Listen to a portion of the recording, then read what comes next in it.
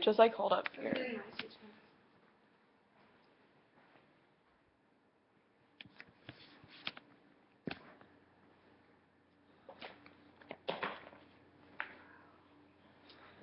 Close your eyes. Think about what your favorite food is. Is it chocolate chip cookies, pizza, pasta, muffins, donuts, onion rings? Can you almost taste your favorite food now? Can you smell it? Can anyone tell me what ingredient all these foods have in them? All these tasty foods have gluten in them. By definition, gluten is a substance present in cereal grains, especially wheat, which is responsible for the elastic texture of dough. A person with celiac disease can't consume any of these foods because of the mixture of the two proteins, gliadin and glutenin.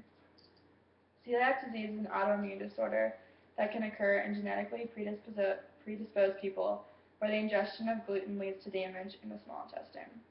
According to the Celiac Disease Foundation, it is estimated to affect 1 in 100 people worldwide, and 2.5 million Americans are undiagnosed and are at risk for long-term health complications.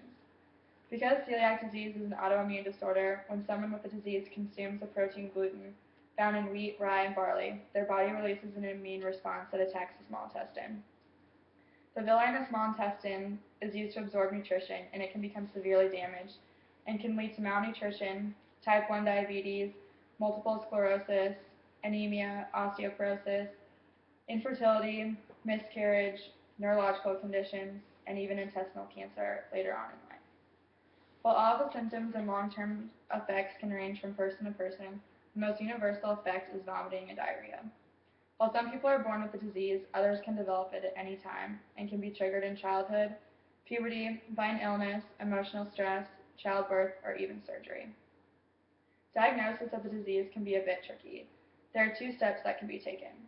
The first, a series of blood tests that test for gluten antibodies, specifically the antibody IgG. The second, a small biopsy of the small intestine through a colonoscopy to assess the damage. The unfortunate part of these tests is that the patient has to stay on a gluten-containing diet, which can be troublesome for most if gluten is making them violently ill. According to the Mayo Clinic's online journal, Dr. Murray lists several possible environmental causes of celiac disease. The hygiene hypothesis suggests that modern environment is so clean that the immune system has little to attack and turns on itself. Another potential culprit is the 21st century diet. Although overall wheat consumption hasn't increased, the ways wheat is processed and eaten have changed dramatically. Many of the processed foods we eat were not in existence 50 years ago, Dr. Murray says. Modern wheat also differs from older strains because of hybridization. The disease can be found throughout the world, according to Dr. Stanley Swarovski in Health Community Journal. Although celiac disease occurs worldwide, it is a higher incidence among people of European descent, especially those of Celtic heritage like Ireland, Scotland, or Wales, and even in people who have other genetic disorders. One common mistake people make is the assumption that celiac disease and a gluten sensitivity are the same thing. While gluten sensitivity is still a debilitating condition, it is not an autoimmune disorder like celiac, which means there are not the same long-term effects I have previously mentioned.